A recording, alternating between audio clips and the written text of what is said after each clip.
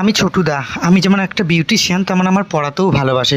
শুধু পড়াতে ভালোবাসি বলাটা ভুল, আমি ছোটো বাচ্চাদের নিয়ে থাকতে ভালোবাসি, যাদের মনে কোনো পাপ নেই, যাদের মনে কোনো স্বার্থ নেই, যাদের মন পবিত্র, একদম নির্মল, সেই সমস্ত বাচ্চা মানুষকে আমার ভীষণ ভালো লাগে। তাই আমার পরিবারের 150টা দুস্থ বাচ্চা আছে, অর্থাৎ অসহায় বাচ্চা। তার কারো বাবা মারা গেছে অনেক দিন হলো, কারো মা মারা গেছে, কারো মা পালিয়ে গেছে।